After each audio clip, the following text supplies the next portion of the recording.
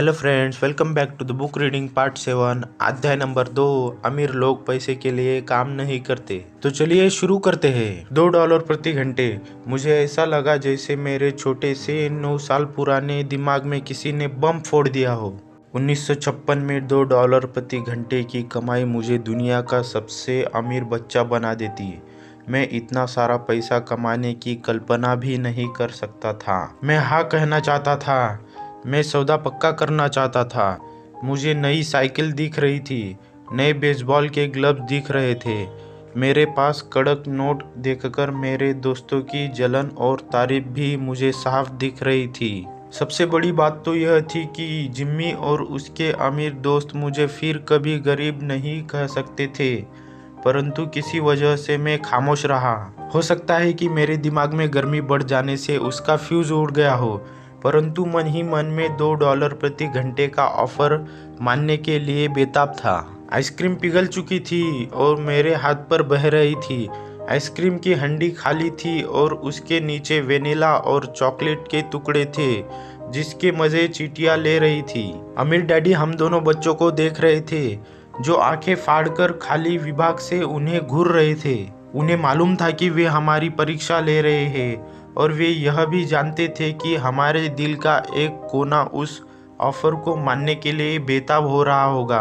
वह जानते थे कि हर व्यक्ति की आत्मा का एक हिस्सा कमज़ोर और ज़रूरतमंद होता है जिसे खरीदा जा सकता है, और वे यह भी जानते थे कि हर व्यक्ति की आत्मा का एक हिस्सा मजबूत और दृढ़ निश्चयी होता है जिसे कभी नहीं खरीदा जा सकता। असली सवाल यह था कि इनमें से कौन सा हिस्सा ज़्यादा ताकतवर है।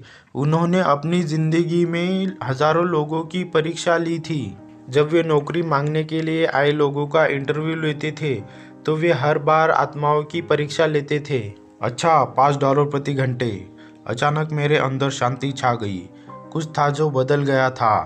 ऑफर बहुत ही बड़ा था और मूर्खतापूर्ण लग रहा था। 1956 में गिने चुने व्यक्तियों को $5 प्रति घंटे से ज़्यादा मिलता होगा। लालच खत्म हो गया था और इसकी जगह शांति ने ले ली थी। धीमे से मैं अपनी बाईं तरफ खड़े माइक की तरफ मुड़ा। उसने भी मेरी तरफ देखा। मेरी आत्मा का जो हिस्सा कमज़ोर और ज़रूरतमंद था वह खामोश हो चुका था। मेरा वह हिस्सा जिसे खरीदा नहीं जा सकता था वह आगे आ चुका था। मेरे दिमाग और आत्मा में पैसे को लेकर हुए इस युद्ध में शांति और विश्वास जीत चुके थे। मैं जानता था कि माइक भी इसी बिंदु पर पहुंच चुका होगा।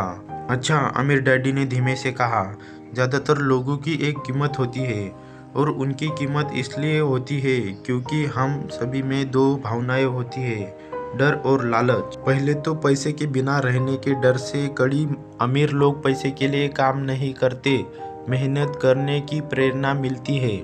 इसके बाद जब हमें तनख्वाह मिलती है तो हम में लालच या इच्छा की भावना जाग जाती है।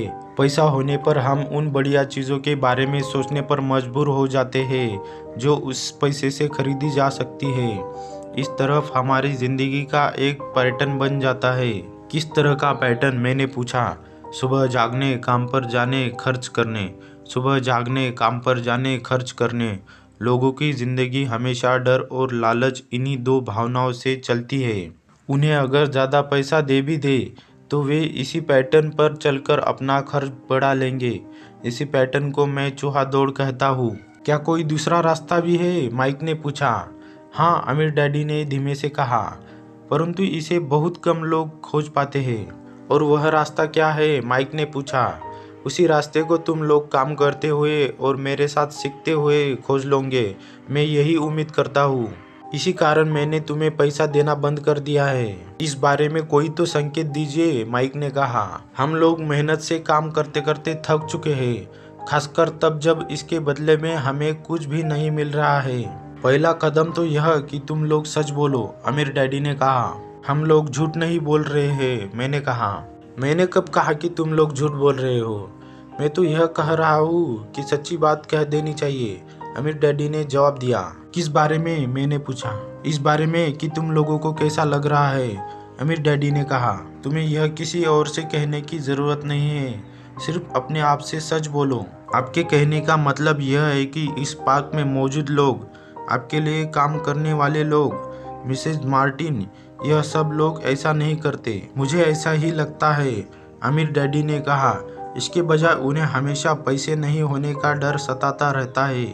इस डर का सामना करने के बजाय, सोचने के बजाय ये लोग सिर्फ प्रतिक्रिया करते रहते हैं। इस दौरान वे दिल से काम लेते हैं, दिमाग से नहीं, अमीर डैडी ने अपने सिर पर उंगली ठोकते हुए कहा। फिर उनके हाथ में कुछ पैसा आ जाता है और उनमें खुशी, इच्छा और लालच की भावनाएं जाग जाती है और एक बार फिर वे दिमाग से सोचने के बजाय दिल से काम करने लगते हैं। तो चलिए फ्रेंड्स, मिलते हैं बुक रीडिंग अगले पार्ट में। Bye bye, take care, see you soon on the next part.